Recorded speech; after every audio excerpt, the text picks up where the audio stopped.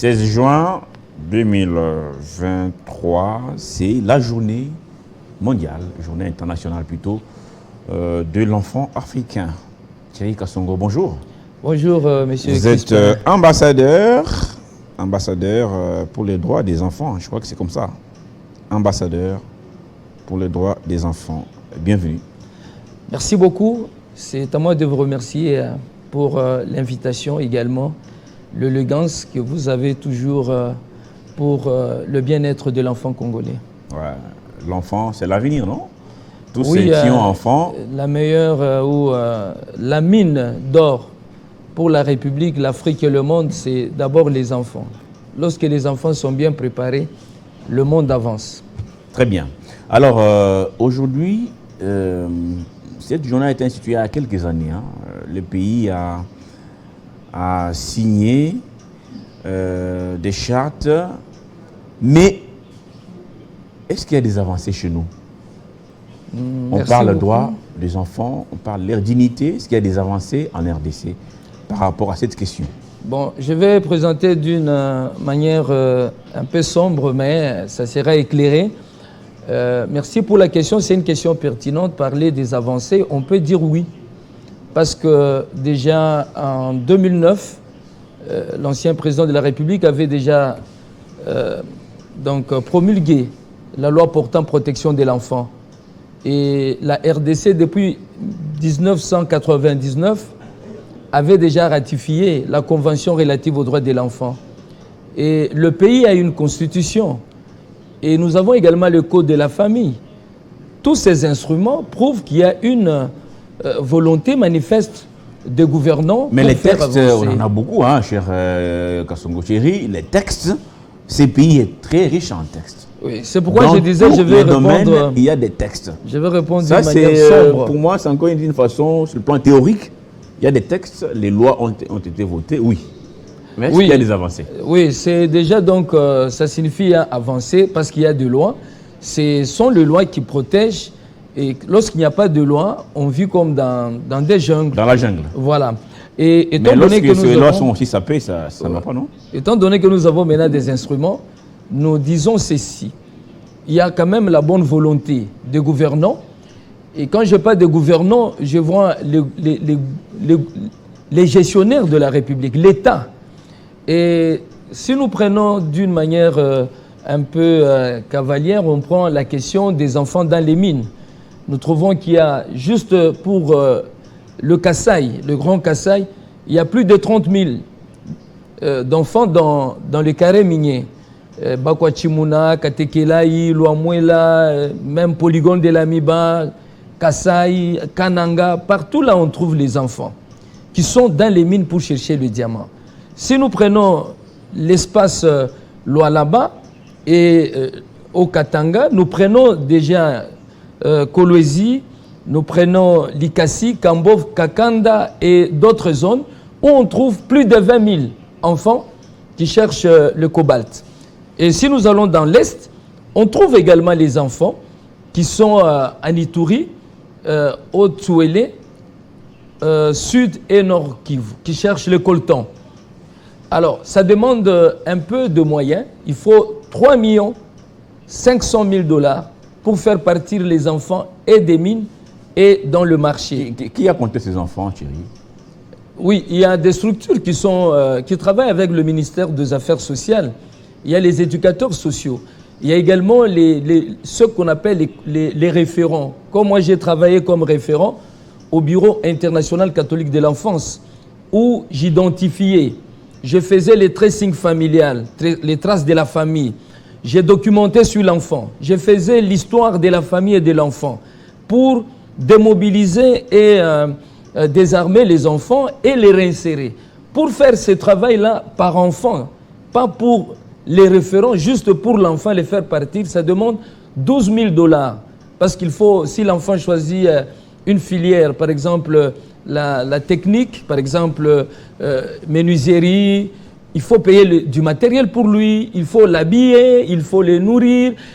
Tout ça, ça demande un peu de moyens pour que le processus, s'il dit que je vais rouler la moto, par exemple, tout ça, ça coûte. Il faut qu'il puisse suivre une formation, qu'il puisse trouver donc permis de conduire. S'il dit je serai chauffeur, ça demande des moyens. C'est pour dire que nous avons des avancées.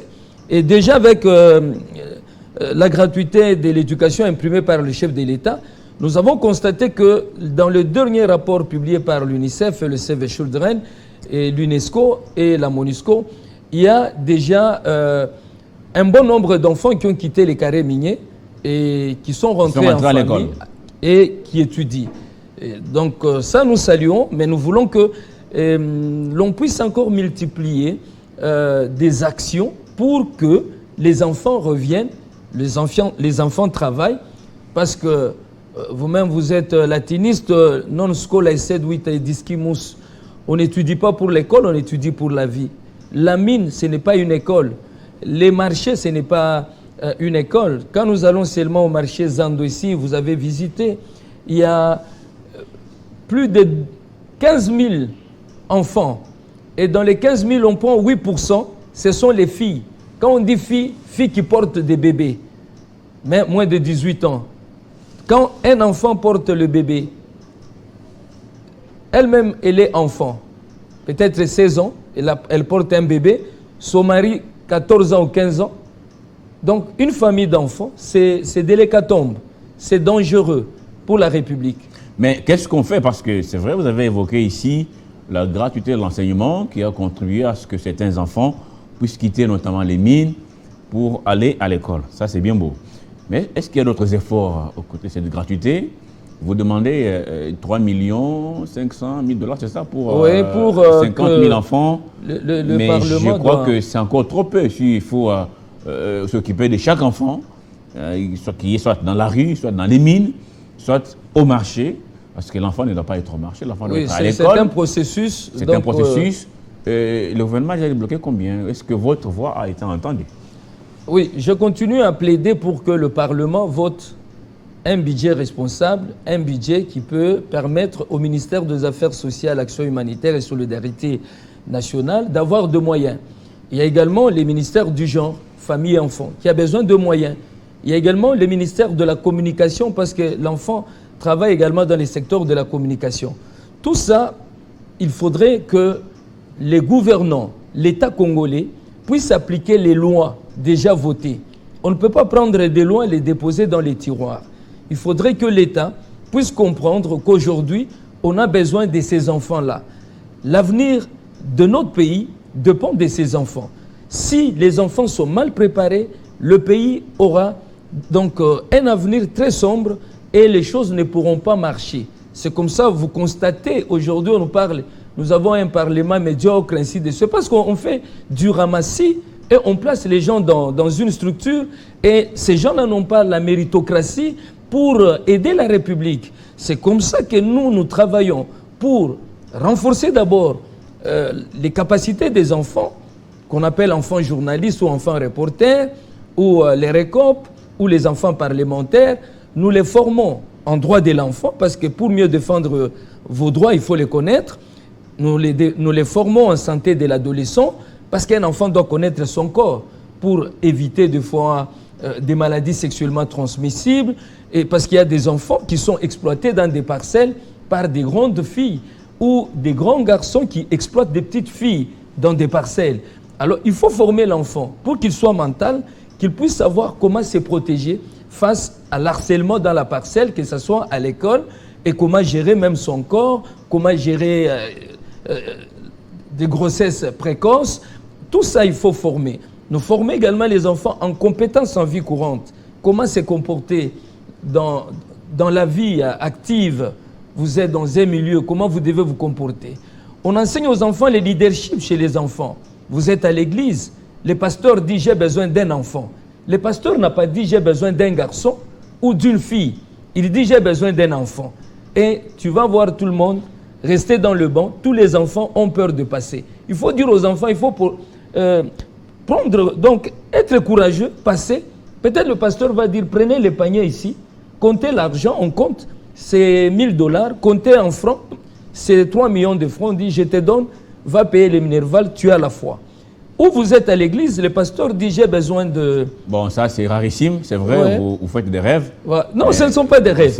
On forme. C'est rarissime. Je crois que vous êtes témoin, vous avez vu les Vincent Gaulle, les Benoît Moutiaï. Non, je crois à votre travail, mais je parle par rapport à l'exemple des églises. L'exemple est donné. Des églises pour les pasteurs qui vont appeler des jeunes gens pour dire venez compter l'argent, prenez. Bon, ça peut arriver, mais c'est pas... Oui, c'est encourager l'enfant de toujours se placer au premier plan. Il ne faut pas en toi compter sur ça pour l'épanouissement de ses enfants. Alors, le 16 juin, c'est dans 2 jours, la journée internationale de l'enfant africain. Qu'est-ce qui est prévu au programme ici chez nous? Qu'est-ce qui est prévu? Moi, je parle plus de la conférence des enfants communicateurs pour les changements des comportements qui regroupe les enfants ou qui accompagne, qui supervise les enfants dits journalistes, enfants reporters. Et à notre niveau, nous avons des activités déjà structurées, déjà proposées. Nous aurons d'abord ce que nous appelons séance académique. C'est une activité qui place une autorité que les enfants trouvent comme un modèle, qui inspire la petite jeunesse, bien sûr. Il se trouve devant les enfants, il échange, il parle de sa petite enfance, comment il s'est choisi, par exemple, une filière à l'école, comment il s'est choisi, par exemple, l'option ou section, peut-être à l'université, comment il s'est choisi sa femme, comment il s'est battu pour être là où il est, comment il a étudié, comment ses parents, comment il s'est comporté. Il peut échanger avec les enfants. C'est une manière de donner aux enfants le goût de l'excellence. Mais cette année, nous avons plus jeté notre regard sur une personnalité qui touche les cœurs de tous les Congolais par son savoir-faire et son savoir-être. C'est M.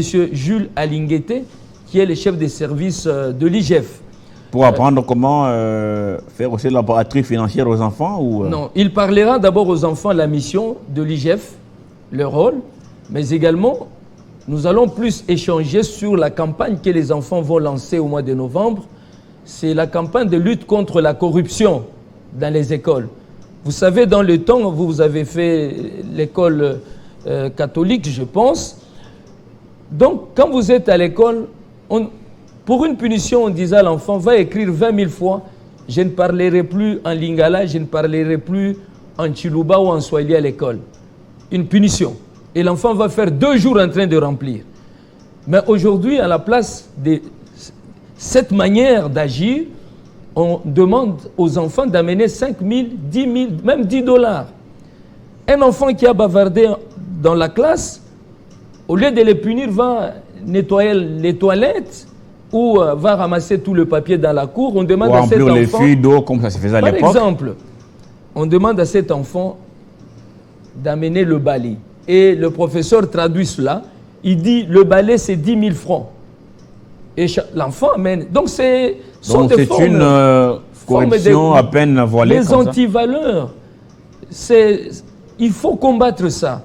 Et c'est comme ça qu'il va parler aux enfants sur de telles questions pour amener les enfants donc, à étudier, à travailler avec la tête que de travailler avec les antivaleurs pour passer des classes. Parce que pour le moment, ce sont les faibles qui passent des classes. Parce qu'il a l'argent, il passe, mais le doué reste parce qu'on a demandé 10 $ parce qu'il avait échoué peut-être en gymnastique. On le bloque, on dit tu dois reprendre l'année pour gymnastique ou dessin.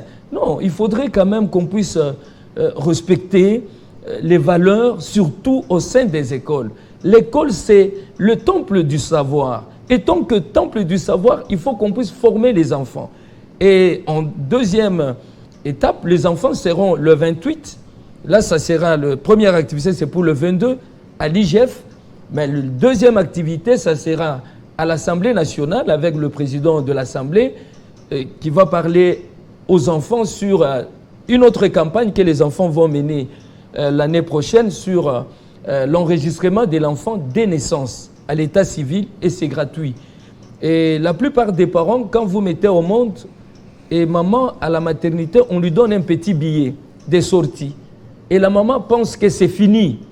J'ai reçu un document officiel et mon enfant est reconnu par l'État. Non, ces papiers-là, tu peux les jeter même aussitôt quitter la maternité parce que ça n'a pas d'importance. On a écrit seulement pesé, ainsi de suite, le nom de l'enfant. Mais ces noms-là, on peut les changer. C'est pourquoi, avec la loi portant l'enregistrement de l'enfant à l'état civil, donc il y a possibilité que l'enfant puisse garder son nom. Parce que le nom est reconnu par l'acte d'enregistrement à l'état civil. Et le président de l'Assemblée nationale qui a toujours reçu les enfants, cette fois-ci, il a voulu échanger sur cette question. Comme vous le savez, maintenant, la congolité, il y a des choses autour de la nationalité. Et il faudrait que les enfants soient préparés pour que demain, qu'ils ne puissent pas les présenter. Non, je suis l'enfant de Crispin Tshibinkoufouan. Voilà, j'ai la photo quand j'étais bébé, quand j'avais 12 ans. La photo, là, ne témoigne pas que tu étais son enfant. Alors, lorsqu'on doit parler droit de l'enfant, ouais, on doit s'adresser à qui? À l'enfant lui-même ou à ses parents? Non, quand on parle de droit de l'enfant, on s'adresse à tout le monde. À l'État, la société civile, on s'adresse aux parents, on s'adresse à l'enfant, on s'adresse à l'observateur, aux partenaires, tous ceux qui interviennent dans les secteurs de l'enfant, ça les concerne. Parce que si nous arrivons à bien préparer la communauté, je crois chaque enfant sera enregistré à l'état civil, en même temps, les enfants n'iront pas à l'école pour corrompre. Donc tout ça, ça joue sur un peu de morale, hein, parce qu'on a perdu avoir des personnes qui inspirent. C'est rare dans ce pays. On trouve toujours des médiocres, les gens qui ne méritent pas. On les engage par de voies détournées, parce que je suis le frère de Crispin Tshibinkoufouan, je n'ai pas des qualités ou des compétences pour devenir journaliste. Et Crispin m'appelle au téléphone, viens travailler chez Télé 50. Non, il faut prendre ceux qui méritent, ceux qui ont les compétences. La méritocratie, en tout cas, vous en parlez très bien. Nous savons que ça ne se passe pas souvent comme ça. D'ailleurs, sur ce plateau, on a reçu un analyste qui disait que désormais, il faudra que ceux qui sont placés à la tête de nos entreprises puissent passer par un test. Savoir si tel vaut la peine de diriger telle entreprise. Que de demander aux chefs des partis politiques d'envoyer des noms. On vous envoie des gens. Aujourd'hui, vous avez des bourgmestres incapables d'écrire leur nom. Un bourgmestre, s'il vous plaît. Hein? Lui, s'imagine qu'être bourgmestre, c'est dire chercher l'argent au marché. Monsieur, embrasser la mariée. Il n'y a que la phrase là qu'il connaît. Non. Alors que bourgmestre, c'est un officier de l'état civil. Voilà. Il remplit un certain nombre de choses. Alors, ce n'est pas de la blague, ça. Donc, c'est très important de dire aux enfants qu'il faut apprendre, être éduqué, se faire instruire et devenir des hommes avec grand H, pour l'intérêt de cette nation, cette grande nation congolaise, au lieu qu'on nous produise des députés qui ne valent pas la peine. La dernière question, en tout cas, vous êtes ambassadeur spécial pour les droits des enfants, ça fait longtemps. Est-ce qu'il y a des difficultés dans ce travail? Oui, les difficultés, il y en a presque pas à compter, il y en a beaucoup, hein. Mais nos difficultés, c'est d'abord les finances. Pour mieux travailler dans une structure qui nécessite de faire le terrain, aller dans le marché, visiter les enfants, aller dans les écoles, parler avec les enfants, échanger avec le préfet, les éducateurs, le ministre, les partenaires, l'Union européenne, l'UNICEF, le Save Children, le PNUD, tout ça, l'Union, la MONUSCO, il faut des moyens. Il faut le moyen d'abord de locomotion pour se déplacer. Et également, il faut avoir des techniciens pour préparer des projets à déposer. Et au-delà de cela, il faut avoir votre logistique déjà préparée. Vous ne pouvez pas aller parler aux enfants, vous n'avez même pas des rames de papier pour donner à chaque enfant un papier, parce que les enfants vont noter. Si vous allez même comme ça, ils vont trouver que même à l'école, partout, je vais aller, même si on m'appelle pour une réunion, je vais aller sans papier. Il faut apprendre aux enfants à remettre à chacun un papier. Et les autres aspects, il faut dire que nous avons des dames qui nous soutiennent également, telles que Mme Elodie Tamuzinda, de la dignité humaine et du réseau des femmes d'Afrique francophone. Nous avons Mme Hélène Goy, nous avons également Chantal Kidiata et tant d'autres, Richie Lotolongo. Il y a des gens qui ont le cœur à l'ouvrage pour nous accompagner. Vous particulièrement, c'est la 3e fois que je suis venu participer, même au journal, parler comme invité, sans me demander un franc. Non, il faut témoigner. De telles personnes ne sont pas nombreuses sur la terre. Il y a également la femme de Modeste Mutinga, Kate Mutinga. Elle est sensible. Les gens comme l'honorable, ancien honorable Alain Lumamba, honoraire, il est sensible aux questions des enfants. Il y a quelques personnalités qui soutiennent. Mais nous plaidons également au niveau de Télé 50, si un jour les cœurs peuvent s'ouvrir pour que vous organisez une émission pour enfants. Nous avons les enfants journalistes formés en technique d'initiation à la communication. Ils seront les bienvenus. Nous allons étudier la question. Émission pour, nous allons étudier la question. En tout cas, ils seront les bienvenus. Nous merci sommes là beaucoup, pour tout le monde. Merci beaucoup. C'est aussi une chaîne des enfants qui nous suivent. Ils sont très nombreux à nous envoyer parfois des questions via leurs parents pour dire qu'ils apprécient le travail. Chéri Kassongo, c'était un plaisir de vous avoir ce matin sur ce plateau pour parler la journée du 16 juin, journée internationale. Je crois que vous n'allez pas m'empêcher de souhaiter joyeux anniversaire au chef de l'État. Ah, c'était hier, nous l'avions fait aussi. Les bonheurs pour le président, surtout la bonne santé. Merci beaucoup. Merci Chéri. C'est important. Il est le père des enfants avec la première dame. Donc il faut toujours penser à eux pour que Dieu donne un peu d'énergie pour que la République marche. Et surtout la sagesse. La sagesse. Merci Chéri Kassongo, ambassadeur spécial pour les droits des enfants. C'est par ici, en tout cas, que s'achève cette longue matinale, 3h30 de direct, sur Télé 50. Madame, messieurs, merci pour vos encouragements. Vous nous écrivez de partout à travers le monde. Vous êtes scotchés, il y en a qui vont au travail en retard pour suivre la matinale. C'est pour nous une grande fierté. Nous sommes Télé 50, nous serons toujours là pour vous servir. Et je vous donne rendez-vous mercredi prochain, même heure, même antenne, même plateau et surtout, même plaisir pour trouver les choses.